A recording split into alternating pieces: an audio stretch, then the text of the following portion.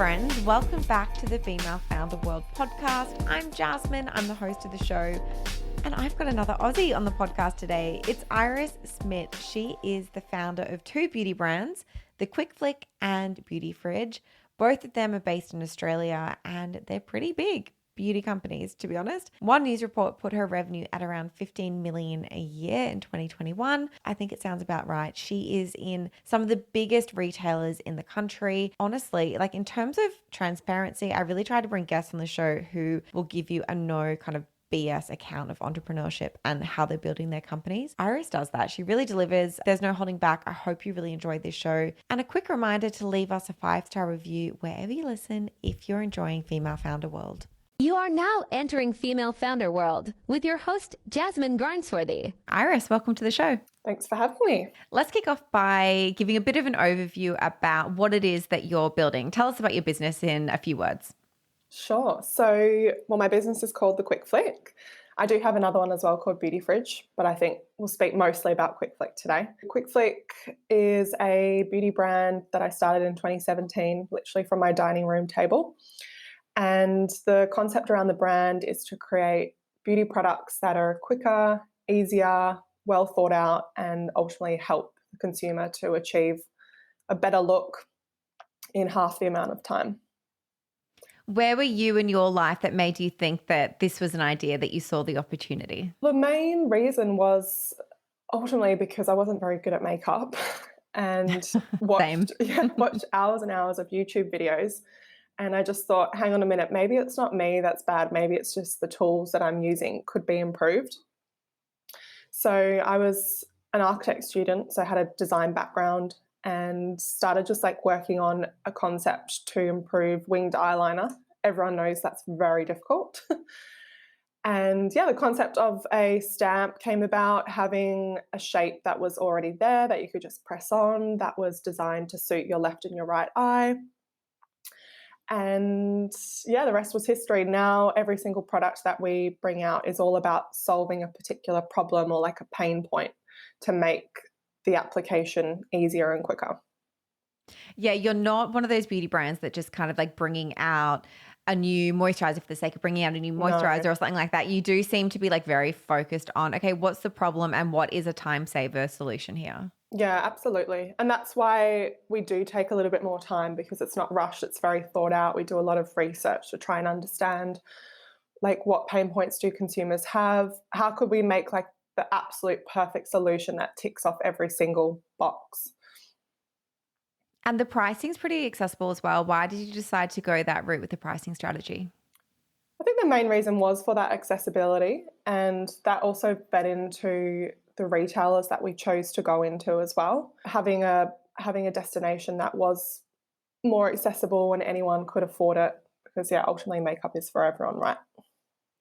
For folks who maybe are not based in Australia, they're not familiar with what you're doing, are there any like milestones or some big moments that you can share to help people just understand you've taken this brand from, you know, your dining room table in 2017 to somewhere much, much different now? What are some of those big milestones that you kind of like point to when you say, hey, look what we've built, look what we've done? I think the main one was going on Shark Tank, Australia's Shark Tank. That happened early 2018. So literally a few months after I started working on the brand. Wild. I know. And originally I was hesitant to go on the show because everyone who goes on there always has like very well-established businesses and they've been doing it for a long time. I think when I got the email to apply, I had only been doing it for about 3 months. So very early. But that obviously just exploded the business because it had so many eyes on it watching the show. All the PR that came about after that, it was just incredible. And like the numbers that we did in a few days were like months worth of sales. So that definitely helped and sort of like put us in front of the eyes of so many people. I would say not off the back of that, but after that, we launched into a major retailer in Australia called Priceline. So we got about 250 doors. And that obviously, again, so much foot traffic in those stores, but also we found that a lot of customers who had seen us online and perhaps were like hesitant to purchase because maybe they didn't think that the product would work for them, or they weren't sure what size to get, because we also have a range of different sizes to suit different preferences, eye types. They were able to actually go in store and try the product, test it. We saw, a massive influx of those customers who had seen us, but for some reason were hesitant to buy online. You get those people who only shop beauty in store, right? They went in store and started purchasing from Priceline. So that was a massive moment. Amazing. Recently, we launched our sunscreen range into grocery store, which we've never gone into grocery before. One of the reasons for that as well, like from what we identified with COVID, is who's going to shut down in a lockdown? Grocery is always open. Priceline had to close because not all Pricelines are pharmacies, some are, but a lot of our stores were affected, which obviously impacted our growth. So we wanted to sort of like create a COVID-proof or pandemic-proof strategy where a product like sunscreen you could purchase from any grocery store because they're going to remain open during a pandemic. So Smart. that's definitely a highlight. That was amazing to see. It literally just happened on Monday. Incredible. And you know what? Like for folks who aren't listening, I need you to understand. Priceline is like, if you're in the UK, it's like Boots. It is a big chain in Australia. It's a really big deal. I don't even know if there is an equivalent in the US. Maybe it's like an upscale CVS. I don't know. It's a ubiquitous chain across the country. And the grocery store that you launched into is Coles, which is, again, there's two major grocery chains in Australia, and that's one of them. So it's a huge achievement for a brand that's 5 years old. Thanks. Let's talk about the early days. We can see these milestones that you've hit and how much growth you've had. I need to understand how this happened. How did you get from your dining room table through to Priceline? Because that happened really quickly. And I know that it also, the deal came about before Shark Tank aired. So there must have been something else that was happening behind the scenes there that helped you land that deal. A lot of hard work, a lot of late nights. People think like, I feel like with all of TikTok and this whole like build a business, pack and order with me, it's been really glamorized, but it's really not. Like it's a lot of hard work, and it can be quite lonely because you're staying up super late and you're not seeing, your friends as much or going out. So in the early days, there was no like secret sauce other than just like putting in the hours and working on the business constantly every free moment I had. Even when I was still at uni, still working full time, every spare moment that I had was going into the business. So it was a lot of that in the early days. And also 2017 was kind of like that peak social media influencer era before it kind of like really exploded. So when I first started, I was just sending out hundreds of eyeliner stamps to influencers. People were just posting about it organically. We had Huda Katan, the founder of Huda Beauty. She organically posted at the time, I think she had about 25 million followers. So a massive platform that we were also exposed to. That is awesome.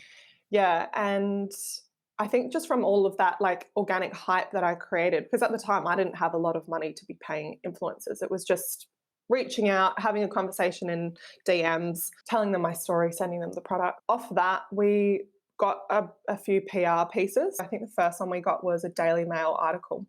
I remember the title. It was like, Woman Invents Stamp for Your Eyes or something like that. it was just creating that brand awareness. It was lots of little things that just built brand awareness. And just so happened that the buyer from Priceline must have seen us on social media somewhere, reached out. She reached out in February of 2018. So I started in August of 2017. So it wasn't a lot of time in between. Yeah. So she reached out, she said she loves the product, it was very unique, wanted to get it in their stores. And then pretty much straight after that, I filmed Shark Tank in February. Shark Tank aired in May. And we launched into Priceline in November, I think. So it was just a lot of brand awareness that came about from just organic outreach, organic PR that we got. And I think also just a genuine love of the product from our customers because they were just naturally sharing and speaking about it online. I think that this really speaks to two things. One of them is that you never go wrong if you're focusing on a product that truly solves a solution. And the other one is you never know who's watching on social media. And when you're showing up consistently, you do tend to find the right people. 100%. You just need that one video to land in front of the right Yep. person.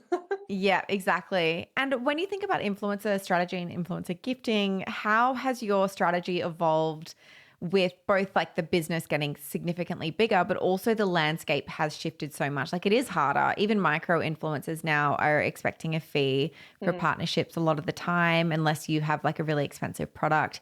How has your approach shifted as this landscape has evolved? So now we do a lot of affiliate marketing.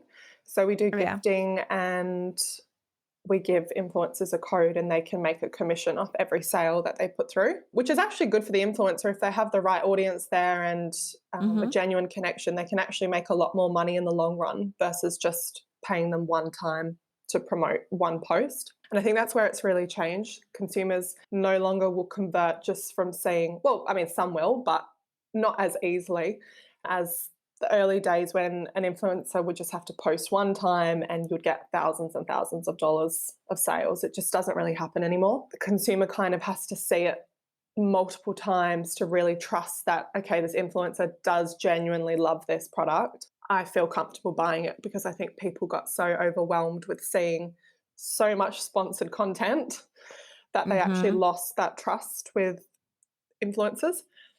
So we do a lot of affiliate marketing. We still do gifting as well. We try to make like the gifting super personal as well. So when we sent out, say, the Coles launch, we put like a story in there and it was like signed by myself, just so it didn't feel like just a generic package, and sort of told the story about the launch and the products, so that it felt, yeah, quite personal, like they were getting a package from me almost. So I'd say that's the main way that we've changed it. But also we're kind of treating ourselves as influencers, if that makes sense. So it's shifted very much around, you're not really like, you're still a brand, but it's like, what's your brand influence?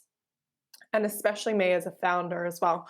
When I first started, I didn't get in front of the camera at all, hated it. Didn't want to be known as the face of the brand. Then Shark Tank happened, had no choice. Totally. You're on TV. I was on TV. So, I was really thrown in the deep end.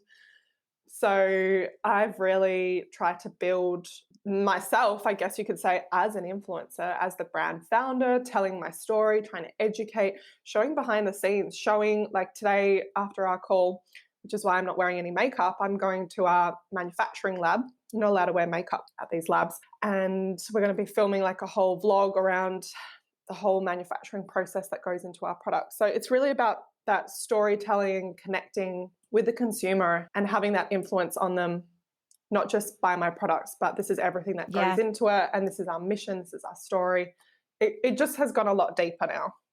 Yeah, everyone's a media company now, and there's no getting away from making that content. You have to be showing up, particularly if you're a consumer brand. And I feel like the OG listeners of the podcast are sick of me talking about this, but I am so fascinated by this new movement towards founders being the face of their brands and what that means, and like how that shifts the way that we think about a CEO and everything that means for the way that women are represented in business, and also B, what the impact of that is on an entrepreneur. Are you someone who is more comfortable? Would you rather be crunching numbers and leading a team behind the scenes, or are you much more comfortable now showing up on camera, making content? Like, where do you sit in that kind of spectrum? I'm comfortable doing both, honestly. Originally, I wasn't comfortable like doing the numbers. COVID definitely forced me to do that. But I also had this toxic mentality that I wasn't a numbers person, and I was more of a creative person, which I know stemmed just from my upbringing and what people had been telling me growing up. So I'm honestly comfortable doing both. I love making videos, probably too much, to the point where if I get an idea at 11 at night, I'm like, I have to email that to myself, otherwise I'm going to forget it. Yes. Yep. Or I just whip out like my camera then and there and just film something, which is literally what I did yesterday. But yeah, equally, I'm comfortable doing the other stuff as well. But definitely agree, there's so much importance in doing that. And I think it's just about being more accessible to your consumers. Like there used to be this like massive divide between like, the CEO, they were untouchable. They were kind of secretive almost. You didn't know who they were. And it's really like flipped itself. People almost want to know like who's actually working in your company. What do you stand for? Yeah, they do. Absolutely. And I think when you think about content online, people follow people, they're not following products. And so you're doing yourself a massive disservice, I think, in a lot of ways, if you don't have a genuine like person representing the brand, whether that's the founder or whether that's somebody else, you're missing a massive opportunity. I read a little note here before when you were talking about affiliate marketing. Are you using a specific platform or any tools that you can recommend for folks who want to get into that? We use a platform called Affiliately, which plugs into your Shopify store. It's basic, but it's very easy to navigate. And the main thing that I like about it is you set your affiliate up on there. You can give them either like a code or a unique link to track what sales they make. And then it will report on total sales made, what the commission is. You can connect Affiliately with your PayPal. They put in their PayPal details, it pays them straight out. So we just do Easy. that every 2 weeks, make payments. They can log in and track how many sales they've made as well. Very user friendly. Amazing. We love a Shopify app. What other kind of like tools or platforms are you using that you recommend? We use Klaviyo for all of our email. We were on MailChimp before, but then we moved to Klaviyo, which has been great for us. The reviews, we use Okendo, which I really like. I like how the review can also be pulled onto Google as well. So when someone searches the product, the reviews will show up, pulled from Okendo. And I also like that you can choose specific attributes that a consumer can rate you on, because that really helps with determining how we can improve the product. So, if they're rating it on a scale of quality or how long the product held, if we're only getting, 50% on one of those, it's like, hang on, we can make an improvement here. And for like post-purchase, we use Zipify. So that's an app that basically hijacks the checkout process. And after a customer has finished their order, instead of taking them to the confirmation page, it will show up with a limited time offer for them to add another product to their cart at a discount. So that's actually worked very well for us. Unfortunately, it doesn't work with like Afterpay, which is those buy now, pay later services. It will only work if the customer's checked out like using card on Shopify. But that's great. I think about 20% of people will add another product to their cart. Oh, wow. That's a pretty high. Yeah, That's a high rate. Yeah. very high. So we offer like a 20 or 25% off that product, which for us, when we crunch the numbers, it makes sense because that customer's already got multiple products in their cart. So we can afford to give that discount. So that works very well for us as well. We have a good app for Stockist Locator. So if you have any retail stores, I would definitely recommend having that on your website. Stockist Locator is really good. You just upload a file of all of the stores and then it geolocates the customer's nearest store when they're using it. I think those are the main ones. There's so much practical. I love like a practical recommendation that people can go and literally install into their business right now. When you think about holistically how you have up level and grown as a founder, I love speaking with folks who don't come from a business degree background and they're coming from someone who maybe has a real affinity with the customer or the product and they've learned the business skills on the job. I'd love to understand some of the things that have really helped you as you've been up leveling as a founder, because your business has grown really quickly. And when you think about how young you were when you started, I can't imagine that it was all super smooth sailing. No, it's been an interesting journey. And yes, I definitely haven't come from a business background. My dad, actually, my biological dad, who I didn't meet till I was 21, he came from a business background, but he's not done very well for himself.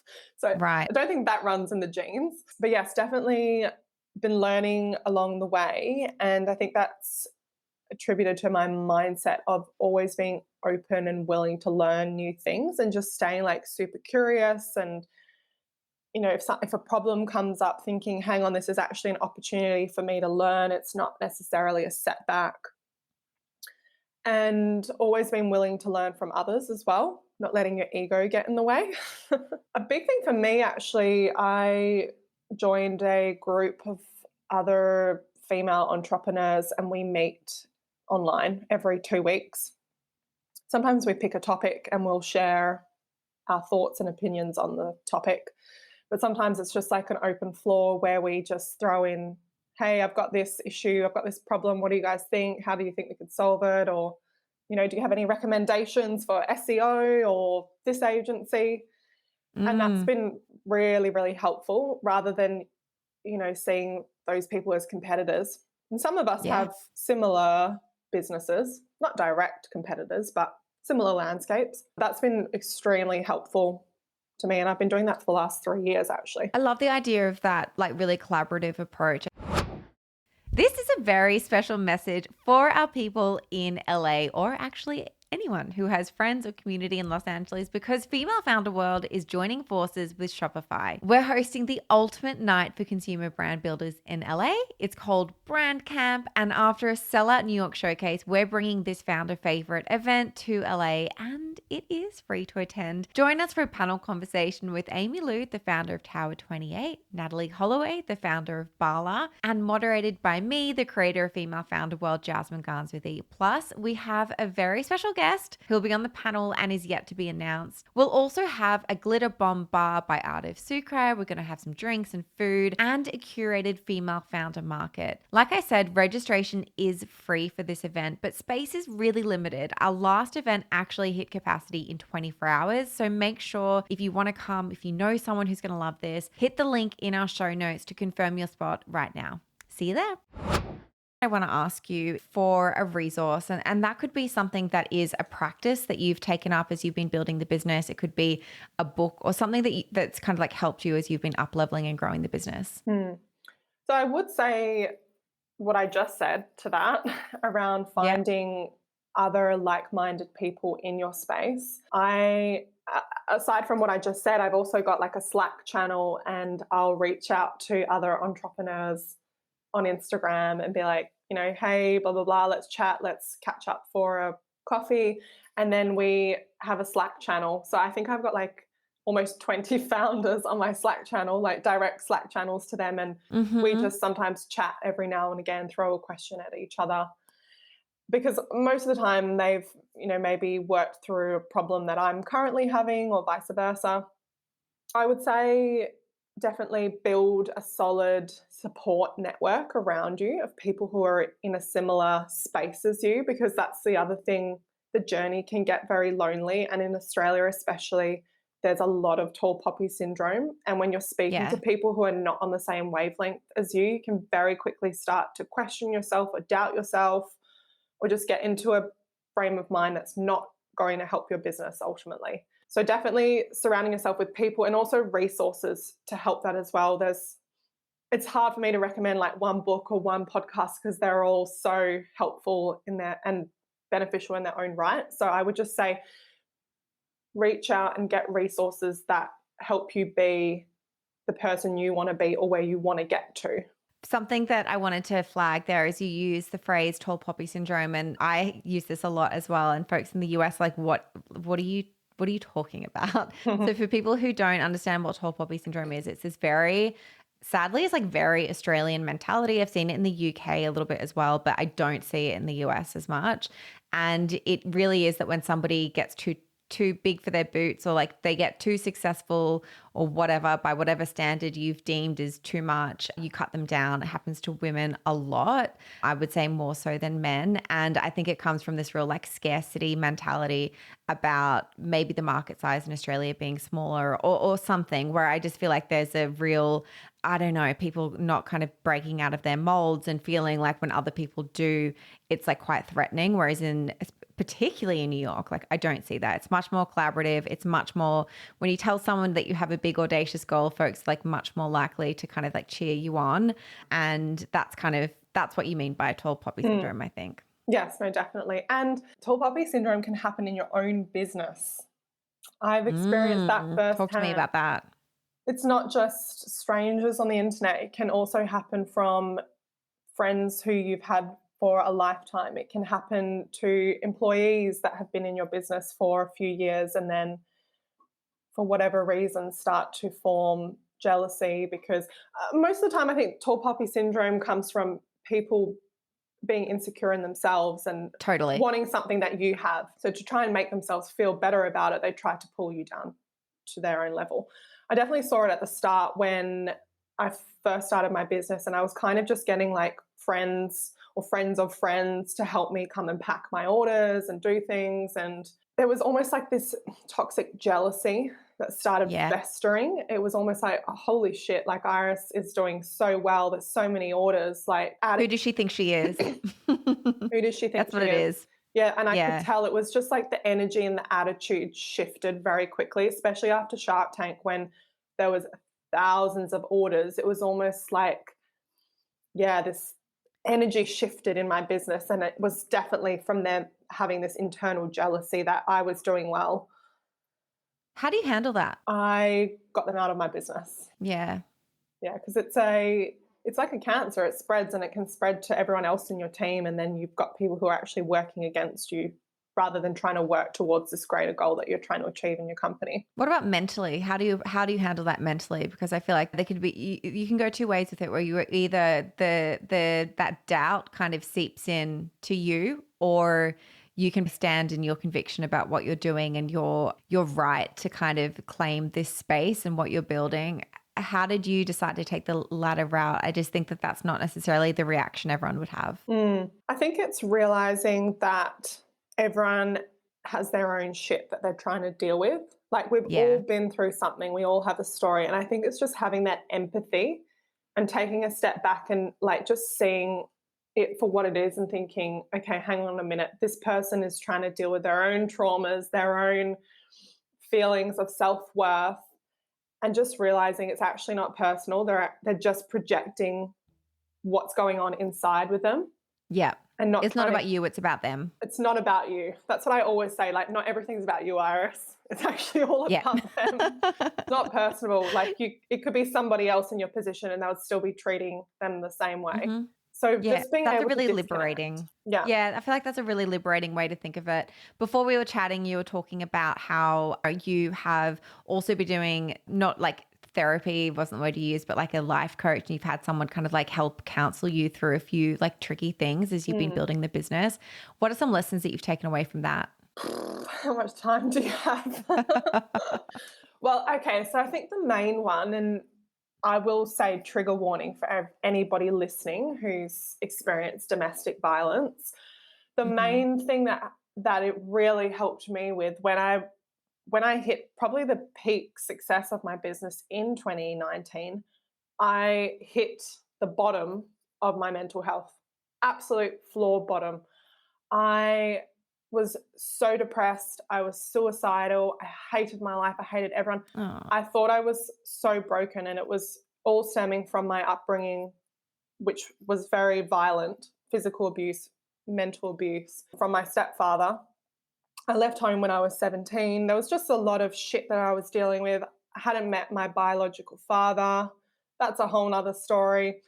There was just a lot of childhood trauma. And I think the way that I was dealing with that trauma was working myself to the bone, trying to prove myself, trying to prove my worth. I am worthy of something.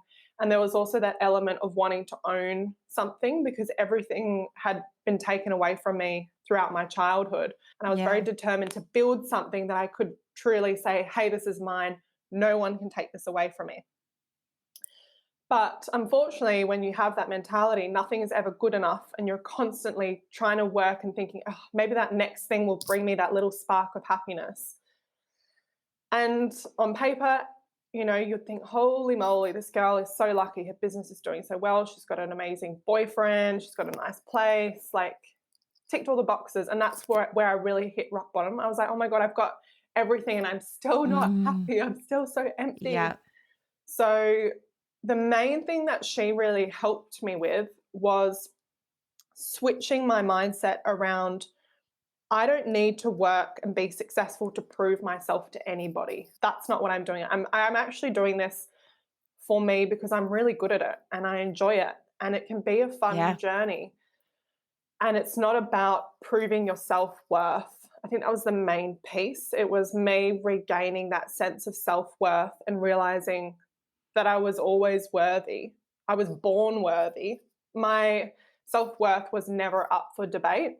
She kind of just helped me regain that and re-find it. And when I found it, it just switched the way that I worked and why I showed up every single day at work. And it got me out of that burnout mentality and that hustle mentality. And I have to constantly be working. And if I'm not working, I feel guilty because my self-worth was tied to that, right? So People are yeah. going to be nodding their heads about this. Even folks who don't come from the same, that same trauma background that you've had, who are still, like, I think a lot of entrepreneurs, their self-worth is tied to their work. And when something doesn't work out, it is, or even when something does work out, but it didn't go as you expected, or you don't feel the way that you thought you would feel when it happens. And you have wrapped up so much of your identity and your worthiness within that work. It's hard to separate who we are from the business that we're building and from what we're creating out in the world, and like untethering that, I think, is something that a lot of people who are self-employed are dealing with. Yeah, totally. And the main thing I struggled with was like celebrating my successes. Like when we launched into Priceline, I was like, oh, cool, but like it's still not enough. Like nothing was good enough. And that's where that burnout comes from, is because you're just constantly working yourself to the ground and constantly trying to work on that next thing. And I've really realized it's not about the destination. It is really about enjoying the journey along the way, celebrating those small wins, taking a step back and looking at what you've done and going, holy moly, like I'm incredible. I've done a great job. Look at how many people I've positively impacted. And just practicing that every day. I used to have a alarm set on my phone. It was a non-negotiable. Every hour it went off. Give yourself a piece of self-praise, because I had such a negative voice in my head where if I did something, oh, you're an idiot. How could you get that wrong, Iris? Are you serious? You're so stupid. That's how I used to speak to myself. And I would play the re-script game. Every time I catch myself saying that, no, re-script it. No, you're not stupid, Iris. You made a mistake because you've never done this before. Like, hello, what do you expect? And the alarm would go off every hour. Self-praise is what it would say. Stop and give yourself some self-praise for something that you've done amazing today. It can be anything. Oh, I made a really good coffee, or oh, I got that thing done, or whatever it is. And I just got into this routine of constantly self-praise, like just be proud of what you're doing. So it is about that journey. It's not just celebrating that one big win that might take years to achieve. It's all those little wins along the way, and that's what really makes the journey worthwhile. So that's something else you could also do, the re-script game and the alarms. Yeah, that's an amazing piece of advice. And you know what you just said, it's about those little moments as you go, not the big one at the end. And I think that the whole point of entrepreneurship for a lot of us is like, there is no end. You're doing this because you're wired this way. There is no end. There'll just be something else afterwards. There'll just be a new benchmark. There'll just be a new ceiling that you want to smash. Like there is no, even an acquisition for a lot of people, that's just then their ticket to go in and become an investor or start something new. Like there's always something else that is innate to our personality as entrepreneurial people, I think. Yeah, 100%. I always say that. There's always something. There's always going to be something. Get comfortable and speaking of that, but before we jump off, I want to know, like, what is next for the business? Like, what are you thinking about now? What are the challenges that you're kind of looking to overcome, or the opportunities that you're making the most of over the next, 6 to 12 months? I think the main thing for now, that I'm currently working on is some new products. So products that are more like centered in the eye category as well, to like really sort of complete some of our offering. The cold seal was definitely something that I worked on for a long time, especially because that required a lot of cash outlay to go into such a big retailer. Are you bootstrapped? Hold on, we didn't cover this. Are you bootstrapped or do you have funding now? Yes, yeah, bootstrapped. Oh, wow. Okay. So to launch 2 lines into 820 stores and all your stands, it's a lot. So hold on. I need to talk about this. We need to talk about this. How have you done that? And especially someone like you don't have an MBA, like you're learning this as you've been doing it, in real time. How have you learned how to manage cash flow like that? COVID was a massive learning point for me. I think we mentioned before we jumped on the podcast, I had a mentality that I wasn't good at numbers. I was a creative person. Don't like numbers, can't do maths, hate it, don't want to touch it. I've got that. Yeah.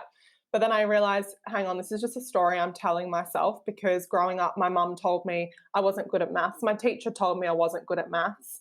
Then I thought, okay, I'm not going to take maths in high school because I'm not good at it. So when I got to my business, I was like, nah, don't care. It's not about the money for me, blah, blah, blah, blah. That was my How many women have that script going in their head? Yeah. So many. I speak to so many women, they're like, it's not about the money. And I'm like, you do realize the money is your feeding tube to your business. Like it's the Yes. number one most important thing. You need to look at that.